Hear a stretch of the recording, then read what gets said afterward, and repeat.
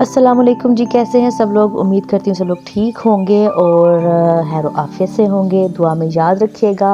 उम्मीद है आपका रमज़ान अच्छा गुजरा होगा। ये देखिए जी, मैंने अपने किचन में बनाई थी कीमा कचौरियाँ, तो सोचा आपके साथ भी शेयर किया जाए। ये देखें, इसकी अंदरूनी हालत भी आपके सामने है। बहुत मज़े की बनती हैं, घर पे बनाएं और हाइजीनिक भी होंगी और आपके बच्चे मज़े से खाएंगे। तो शेयर करती हूँ आपके साथ इसकी रेसिपी।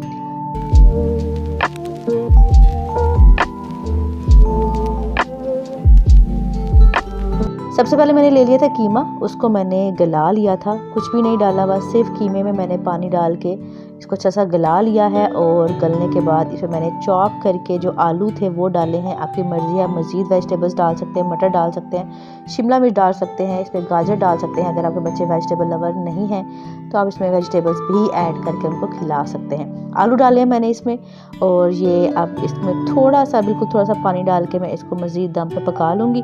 उसके बाद हम इस पर डालेंगे मसाले।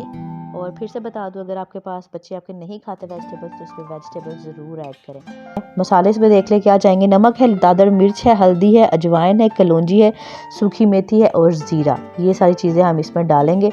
आलू चेक कर लेते हैं, अगर गल गए हैं तो इसमें हम शामिल कर देंगे अपने मसाले। और इसको आप चाहें तो आलूओं के साथ बना सकते हैं, आप इसको चाहें तो प्याज का मसाला बनाकर अच्छा सा वो इसमें फिल कर सकते हैं। दाल इसमें भर सकते हैं, मतलब कचौरी में आप कोई भी स्टफिंग, कोई भी फिलिंग कर सकते हैं। आलू हमारे गल चुके हैं, अब इसमें हम शामिल कर देंगे मसाले। और ये हमारे चले गए इसमें मसाले इसमें थोड़ा सा मिक्स कर लेंगे। और इसके बाद मैंने इसमें बिल्कुल आखिर में डालना है प्याज, चॉप किया हुआ प्याज है, हरी मिर्च है और थोड़ी सी बंद गोभी, वो शामिल करके मिक्स करके इसको हम ठंडा होने के लिए रख देंगे। मसाले शामिल करके हम तकरीबन 1 से 2 मिनट पका चुके हैं। अब प्याज, हरी मिर्च और बंद गोभी जो है वो हमने इसमें शामिल कर दी है। और इनको भी अच्छा सा मिक्स करके हम बिल्कुल इसको पकाना नहीं है, सिर्फ ये फ्लेम पे थोड़ी देर 1 मिनट के लिए आप इसको फ्राई करें। उसके बाद साइड पे करें ताकि ये ठंडा हो जाए। और हम बना लेंगे अपनी कचौरियों के लिए डो रेडी कर लेंगे अब हम जी। तो डो बनाने के लिए मैंने लिया है मैदा मैंने लिया है 1.5 कप जो बड़ा मग होता है वो मैंने लिया है 1.5। और इसमें हम शामिल करेंगे थोड़ा सा नमक, ताकि ये बिल्कुल भी ब्लैंक ना लगे हमें। उसमें थोड़ा फ्लेवर होना चाहिए। इसमें जाएगी थोड़ी सी अजवाइन और इसमें जाएगा थोड़ा सा ज़ीरा। और इसमें हम शामिल करेंगे ऑयल। और ये हमारी मेन चीज़ें हैं, ठीक है जी। ज़ीरा चला गया, अब इसमें शामिल करना है थोड़ा सा ऑयल, ताकि इसकी अच्छी सी जो है फ्लेकी सी लुक आ जाए। और इसको शामिल करने के बाद हाथों की मदद से आपने इसको अच्छा सा मैदे को, इन सारी चीज़ों को मिलाना है, मिक्स करना है ताकि ये यकजान हो जाए। उसके बाद हम इसको पानी डाल के थोड़ा थोड़ा सा पानी डालेंगे और गूंदते रहेंगे। आपकी जो डो है वो नरम होनी चाहिए, बहुत ज़्यादा हार्ड नहीं होनी चाहिए, नरम आपके पास डो होनी चाहिए। इसको अच्छा सा मिक्स करके हम इसमें पानी थोड़ा थोड़ा ऐड करेंगे और इसमें इसको गूंद लेंगे।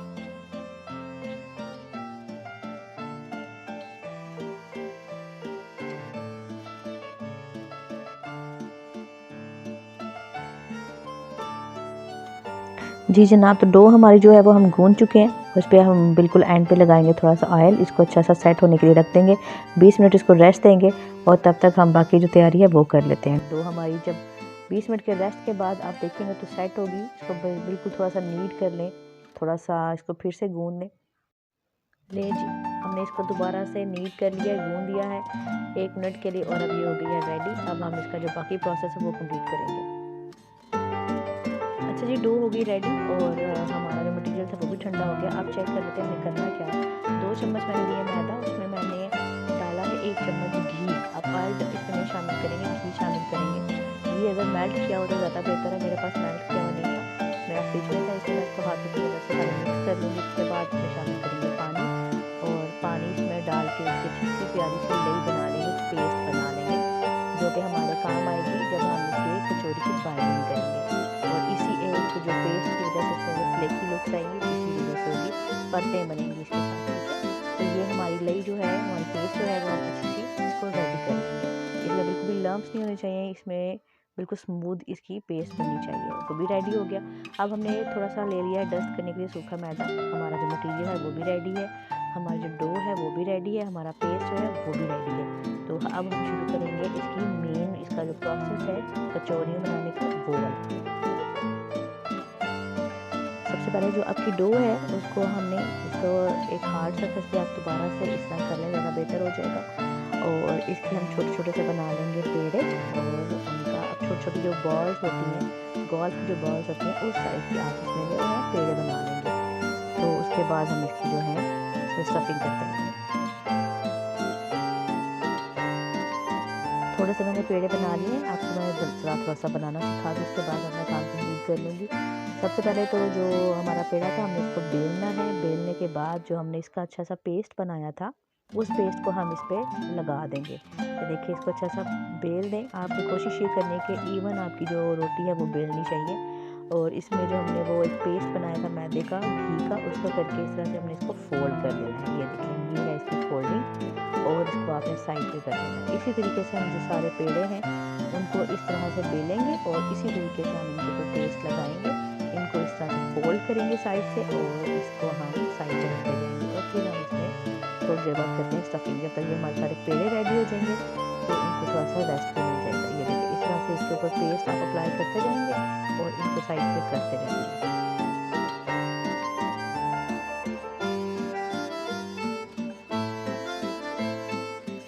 इस तरह से ये देखें हमारे चौकोर पेड़े जो हैं वो फिर से रेडी हो गए हैं। अब हम इनको बेलेंगे और इनमें करेंगे अपनी स्टफिंग।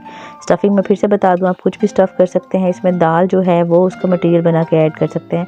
आलू का भरता जो है वो आप इसमें शामिल कर सकते हैं। आपकी जो भी मनपसंद स्टफिंग है आप इसमें शामिल कर सकते हैं। इस तरह से हल्के हाथों से आपने इसको बेल लेना है। बहुत ज़्यादा आपने इसके ऊपर फोर्स, इसके ऊपर ज़ोर नहीं लगाना।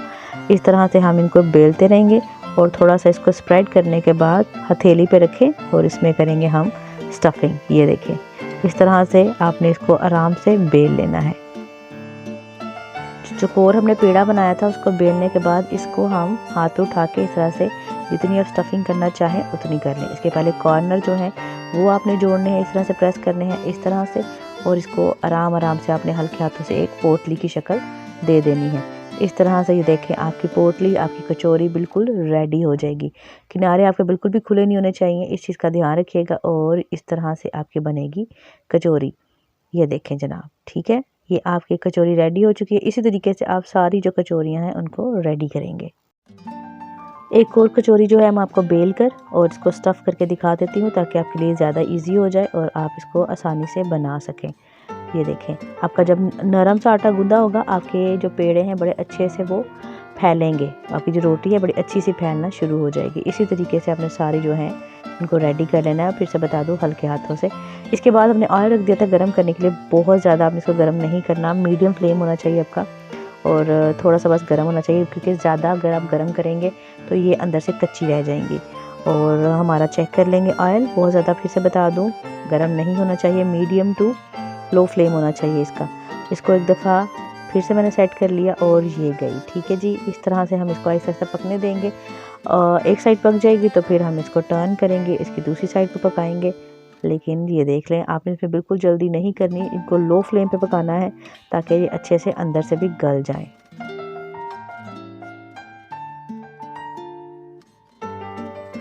एक साइड पकती रहेगी तो आप इसके ऊपर जो है ऑयल वो भी डालते रहें ताकि वो साथ साथ ये भी पकता जाए ऊपर से भी।